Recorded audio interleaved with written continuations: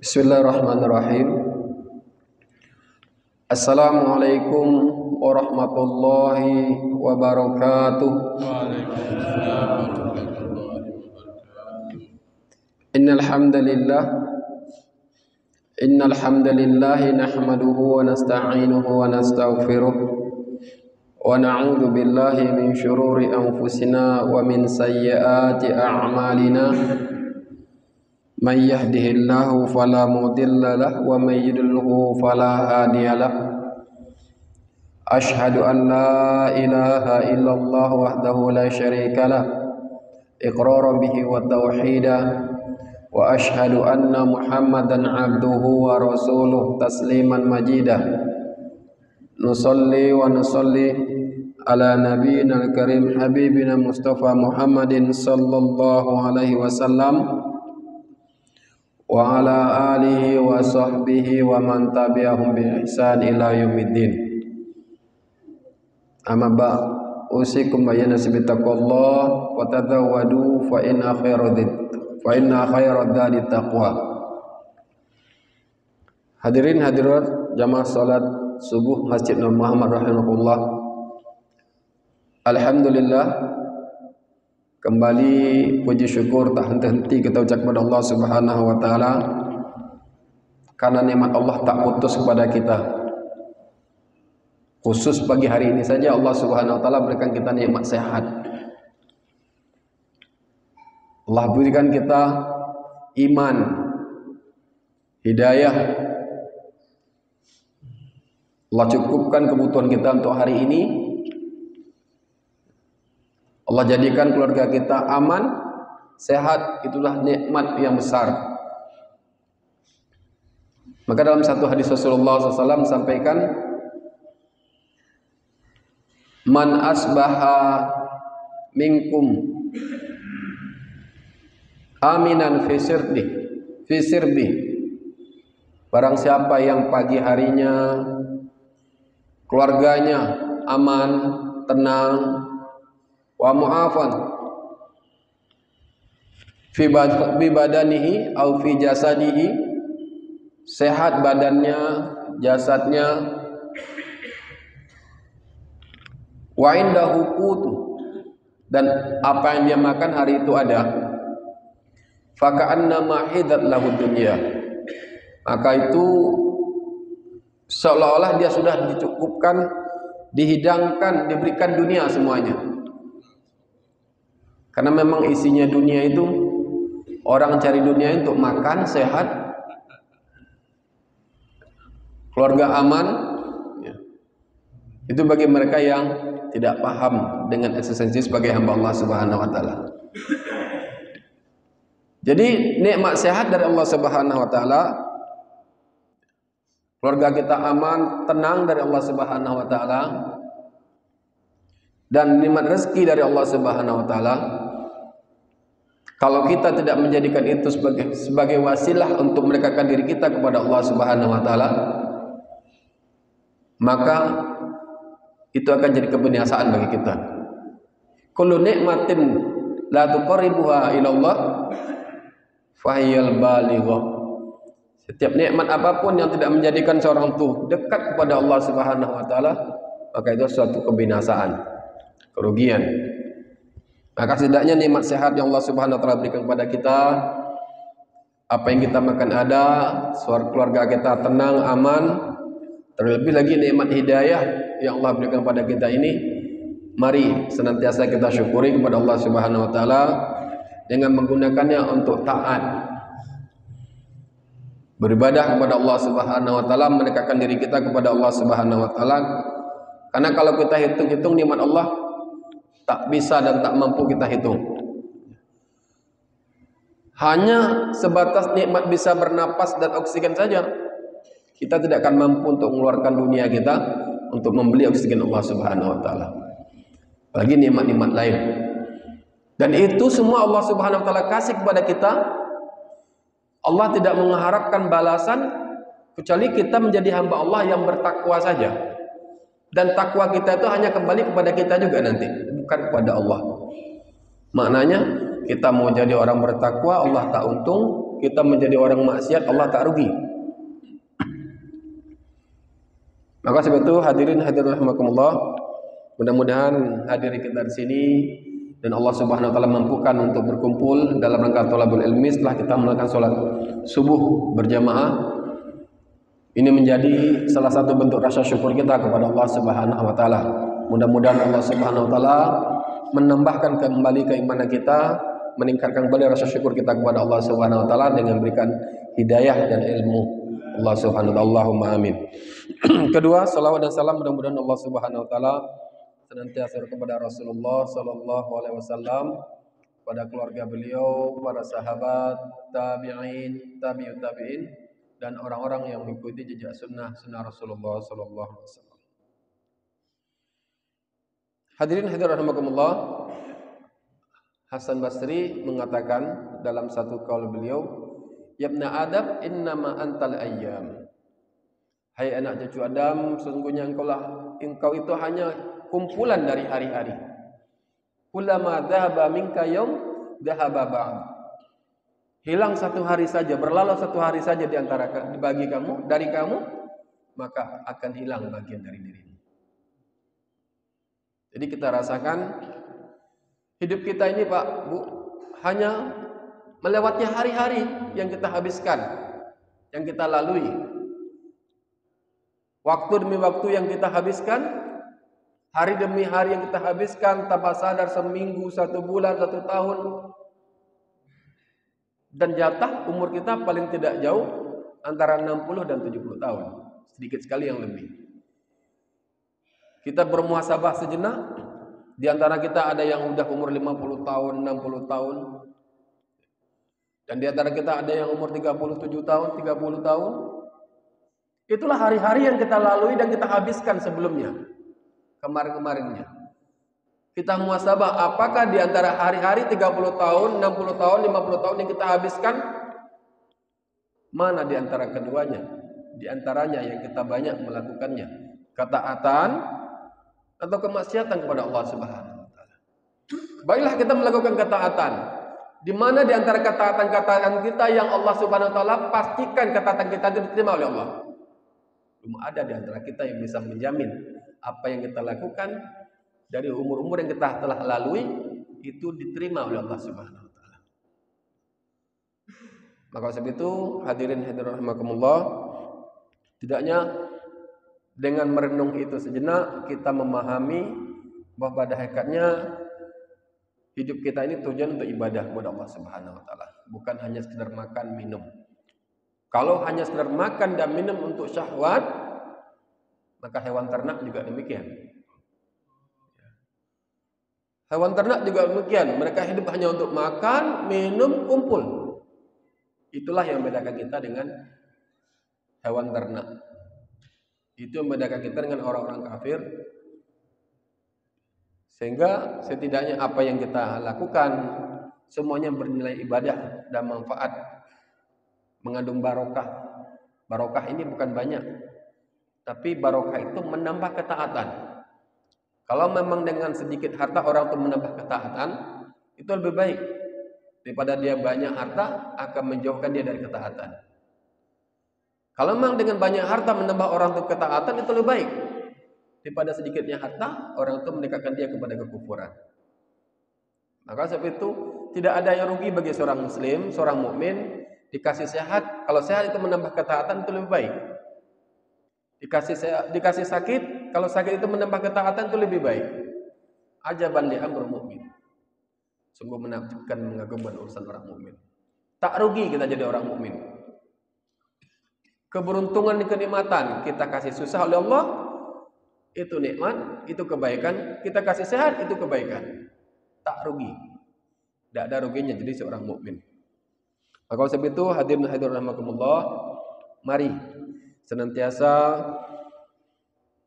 menggunakan nikmat-nikmat Allah Subhanahu wa taala ini dalam rangka ketaatan kepada Allah Subhanahu wa taala selama umur kita masih ada. Allah masih memberikan kita nikmat hidup.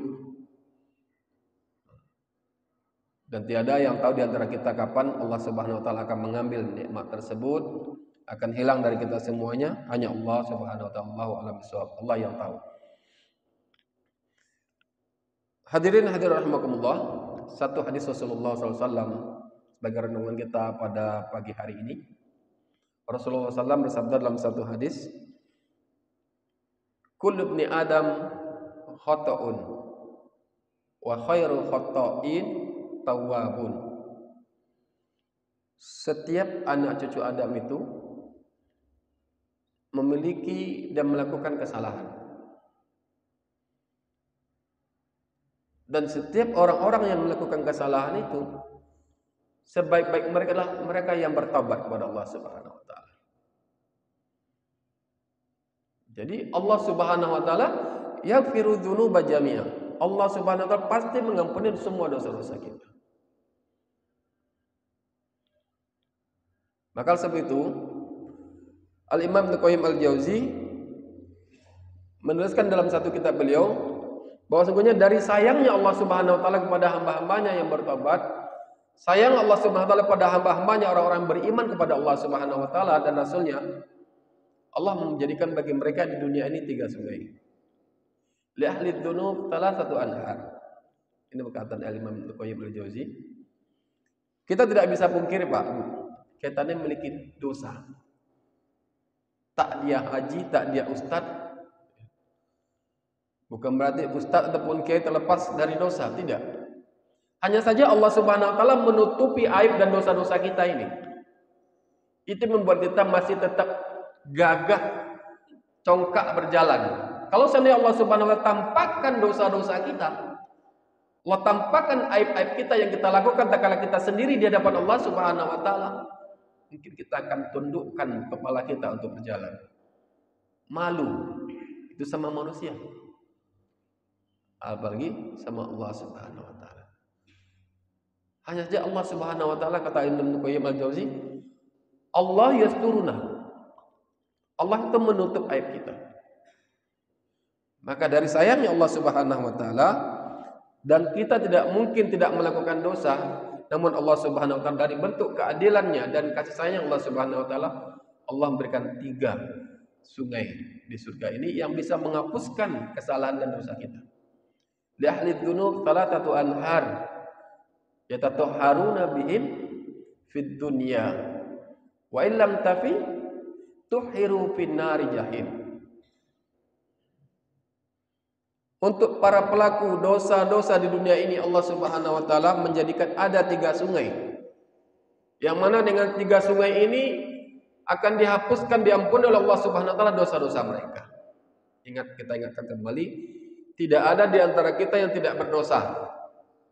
Dan sebaik-baik orang-orang yang berdosa, yang salah, adalah mereka yang mau bertaubat kepada Allah Subhanahu wa taala. Jadi 3 sungai yang Allah Subhanahu wa taala di dunia itu jadikan 3 sungai, dan 3 sungai ini akan diterima, diberikan pada hamba-hamba yang beriman. Pertama, sungai taubat.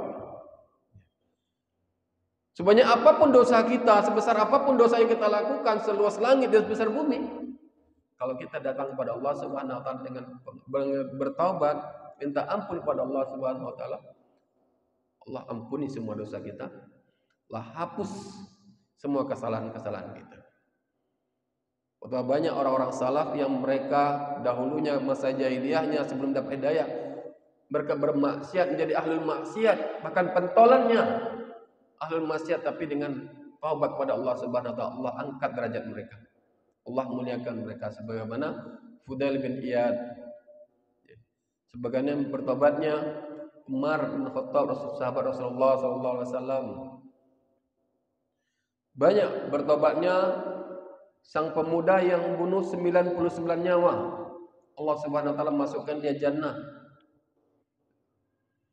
Maka Al-Imam Ibnu Qayyim Al-Jauzi mengatakan 3 sungai bagi orang-orang yang Allah Subhanahu wa taala hendaki dia kebaikan dan dari hamba-hamba yang beriman. Maka Allah akan memberikan peluang dia untuk bisa bertaubat. Syaratnya 1, ikhlas kepada Allah Subhanahu wa taala, menyesali dosanya, ikhlas melepaskan, meninggalkan perbuatan dosanya. Kalau memang ada hak-hak sesama baina Bani Adam, al-hukuk atau hak-hak anak sesama anak cucu Adam, dia minta keikhlasan, dimaafkan, maka sudah cukup bagi dia untuk bertobat. Maka Allah Subhanahu wa taala yubaddiluna, Allah akan mengganti sayyi'atim hasanat, dosa-dosa mereka dengan kebaikan-kebaikan. Itu yang pertama. Yang kedua adalah pintu ketaatan. Allah Subhanahu wa taala menjadikan sungai ketaatan al-amal soleh al-hasanat al-mustaghriqu, yang menenggelamkan seseorang itu dengan ketaatan sehingga menghapuskan dosa-dosanya. Bukankah kita sering dengan hadis Rasulullah SAW, man shoma ramadhana imanan wa ihtisaban ghufira lahu ma taqaddam. Barang siapa yang Ramadan, puasa Ramadan iman dan karena Allah Subhanahu wa taala, Allah ampuni dosa-dosanya. Banyak keutamaan-keutamaan ibadah, amal-amal soleh, ketaatan-ketaatan lain yang semua itu sebagai penghapus dosa. Barang siapa yang berwudu, menyempurnakan wudunya, terus kemudian dia melangkahkan kaki ke masjid, semua sebagai penghapus dari dosa-dosanya. Barang siapa yang sholat as-shalawatul khams, al-jum'ah ila jum'ah, Ramadan ila Ramadan, sholat 5 waktu, Jumat ke Jumat, Ramadan ke Ramadan, itu akan menghapuskan dosa-dosanya. Jadi memperbanyak amal-amal soleh itu akan menjadi penghapus dari dosa-dosa kita di dunia ini. Dan kita tidak bisa mungkir kalau kita adalah pelaku dosa. Hanya saja Allah Subhanahu wa taala menutup dosa-dosa kita, menutup aib kita. Yang ketiga, Allah Subhanahu wa taala menurut Al-Imam Ibnu Qayyim Al-Jauzi, Allah Subhanahu wa taala memberikan sungai yang ketiga yaitu al-masaib. Allah kasih ujian, musibah. Jadi musibah apapun yang kita rasakan, capek, takut, gelisah, kerugian dalam perdagangan, sakit kita, kalau kita memahami itu semua sebagai penghapus dosa-dosa kita. Jadi Rasulullah SAW bersabda dalam satu hadis, "Ma yusibul muslim min nasabin wala wasabin wala hammin wala haznin wala ghammin hatta syaukatu tusyaku illa kafarallahu an khotoya." Tidak ada satu musibah pun yang menimpa seorang muslim, rasa capeknya, takutnya, sedihnya, gelisahnya, galaunya, sampai duri yang menusuk, yang menyakiti dia, melukai dia, illa kafaru anhu khotoya, kecuali Allah Subhanahu wa taala jadikan sebagai penghapus dari dosa-dosa dan kesalahannya. Jadi kalau Allah Subhanahu wa taala berikan kita musibah apapun itu, kendati pun tak nyaman sebenarnya menurut kita, tapi sebenarnya itu kebaikan bagi kita dari Allah Subhanahu wa taala. Allah kita sakit, kasih sakit, Allah kasih kita badan semua ngaronyo, anak sakit, semula musibah yang sifatnya penghapus dosa dan ujian dari Allah Subhanahu wa taala, akan mengangkat derajat kita.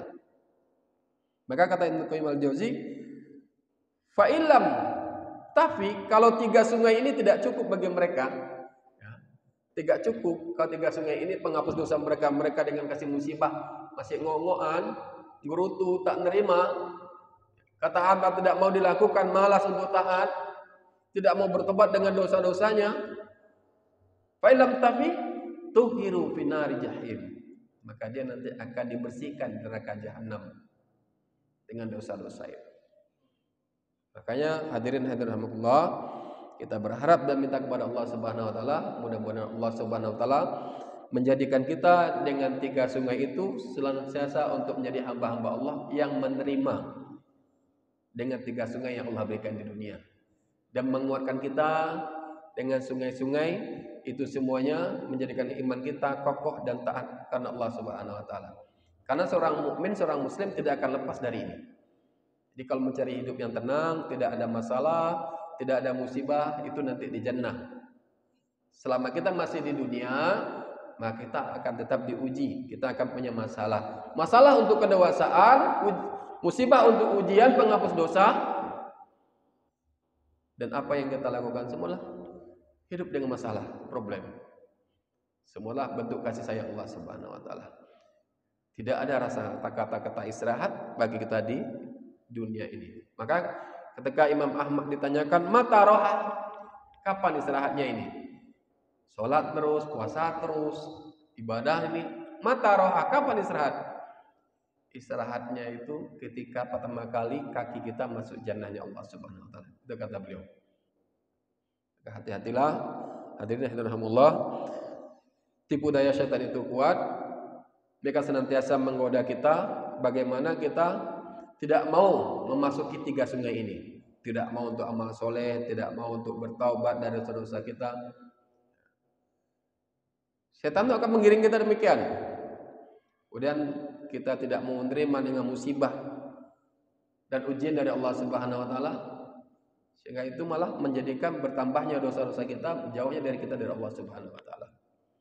Mudah-mudahan Allah Subhanahu wa taala memampukan kita semua untuk senantiasa istiqomah hingga akhir kita, dan kita minta maunah kepada Allah Subhanahu wa taala. Mudah-mudahan Allah Subhanahu wa taala mewafatkan kita dalam keadaan husnul khatimah. Allahumma amin. Allahumma ja'alna minhum. Alhamdulillahil alamin. Subhanakallahumma wa bihamdika asyhadu an la ilaha illa anta. Wabillahi taufiq hidayah. Assalamualaikum warahmatullahi wabarakatuh.